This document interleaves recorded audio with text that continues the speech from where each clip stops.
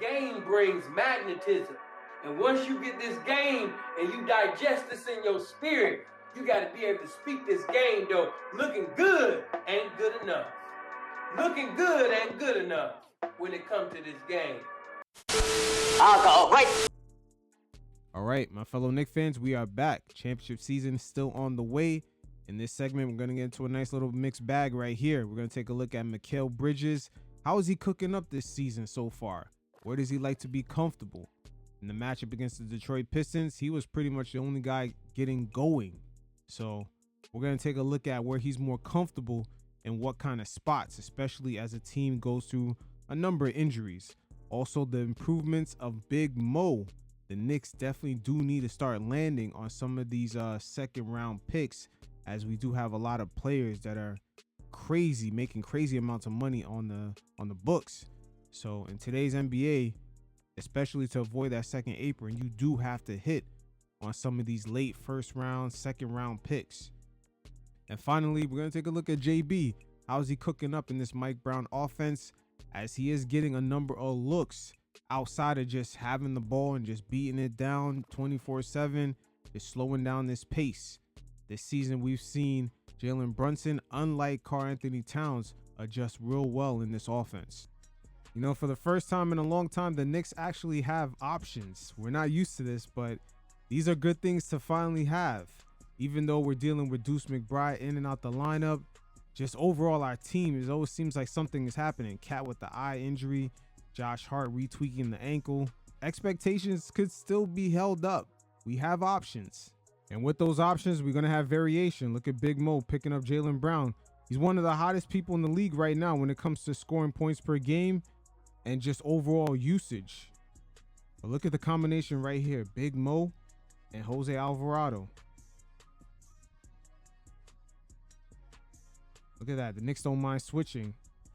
It seems like Jose knocked out two birds with one stone. Now we have another kind of point of attack defender, and also Jose on the offensive end. He can handle the rock. He can pass out of this high post area.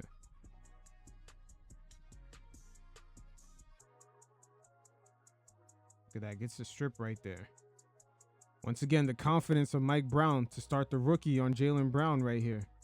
Look who else is on the court. We got Josh Hart. We got Jose. And the rookie is dealing with one of the hottest scorers in the league. Look at that. Big Mo doing big things. And the squad really needs it.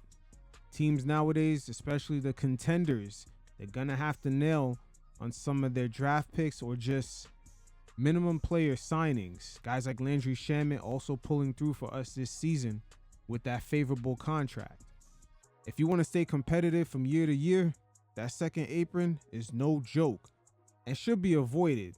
Really, you can dip into it every once in a while, but staying away from being in it from year to year is a must. And before we go back to Big Mo, I just want to stick to the point of just the Knicks having options. Check out Landry Shamet right here. The point of attack defense on Jalen Brown. He's all up in him. Pause, but you get my drift. Even though, you know, the foul gets drawn right here, the physicality is undeniable. Again, nailing on some of those draft picks is going to be very vital. Look at Shamet right here on this Jalen Brown post up.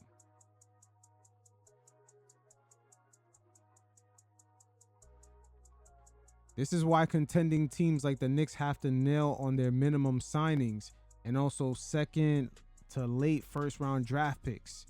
You never know what can happen when you have injuries, and the Knicks just going through that this season. There's a lot of backup. We are not used to being in this position, but it's a beautiful thing to watch. And having a coach like Mike Brown, who's actually going to utilize some of these bench players, only adds on to it. Again, with Big Mo, this was definitely his breakout game. As right here, he's going to stunt in a little bit, but because of his wingspan, these closeouts are going to be very vital. But the only thing he's going to have to work on is just his movement. This is going to come over time. Just handling the footwork on this attack right here. Going to have to be more balanced, more squared, maybe even lower to the ground. But this will come in due time. Look at Deuce McBride as an example. In the summer league, numerous times, Big Mo got offensive rebounds just off of free throws. But he's come a long way. Just look at him right here, run pick and roll. I mean, during the summer league, he couldn't really dribble in this tight of a space right here. But he's getting more comfortable navigating and just using that tall wingspan. So for the full version of the video, you fellas could definitely check out the links in the description below. Head over to Patreon or even PanKnick.com for a discounted rate where you have the ability to choose whichever video you want to get. I know everyone's tired of these monthly subscriptions adding up, but again, the option is there to purchase on a per video basis just for the price of a cup of coffee. All the support for the channel is deeply appreciated, and this is the perfect medium to exchange that value without any algorithms or just the politics of certain uploads not going through. So until next time, you fellas stay safe. Peace.